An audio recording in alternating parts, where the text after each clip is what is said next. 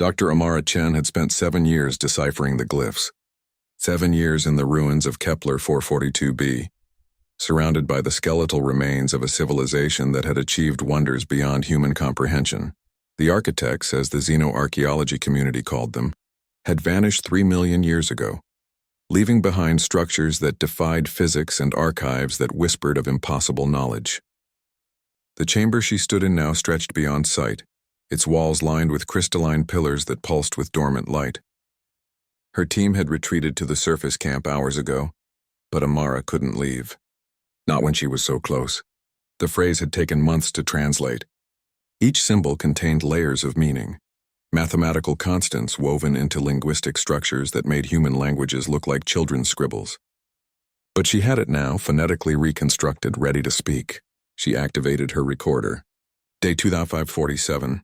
I'm attempting to vocalize the activation sequence. If this works, we might finally understand what happened to the architects. The words felt strange on her tongue, syllables that human vocal cords weren't designed to produce. She approximated as best she could, her voice echoing through the vast chamber. For a moment, nothing happened. Then the pillars erupted with light. Amara stumbled backward as the crystalline structures blazed with colors that had no names in any human language. The floor beneath her feet thrummed with power, and a sound filled the air, not heard but felt, resonating in her bones and teeth. The light coalesced into a form, vaguely humanoid but constructed of pure information, data streams visible within its translucent body. When it spoke, the voice came from everywhere and nowhere, translated directly into her mind in perfect English. Administrator access granted. Archive protocols initiated. Which civilization shall be erased? Amara's blood turned to ice. What? The entity tilted its head, an eerily human gesture from something decidedly inhuman. You have activated the Galactic Archive's purge function. Please specify which civilization's records shall be expunged from the Universal Database. I don't want to erase anyone, Amara said, fighting to keep her voice steady. I'm a researcher. I'm trying to understand what happened to the architects.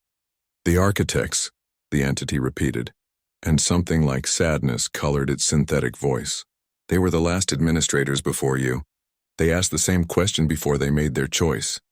Amara's mind raced. They erased themselves?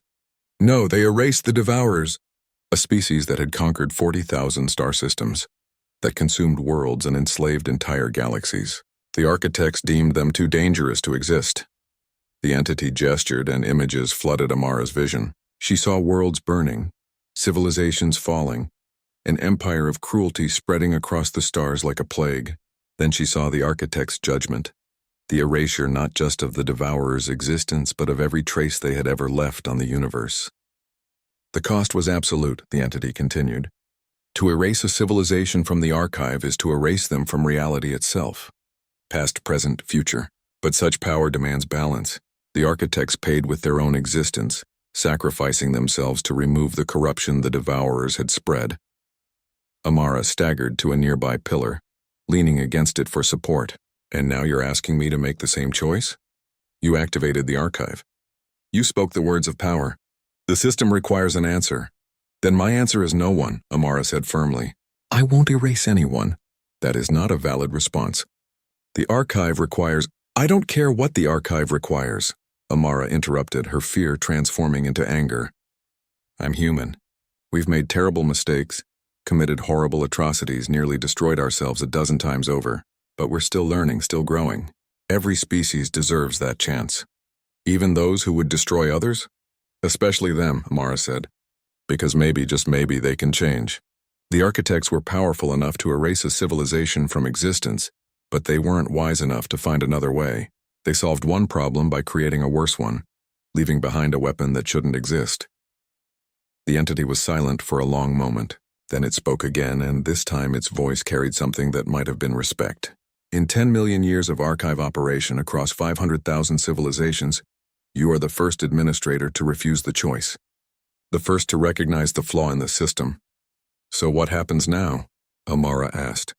Now you make a different choice. The archive was designed to preserve knowledge and prevent the rise of civilizations like the Devourers.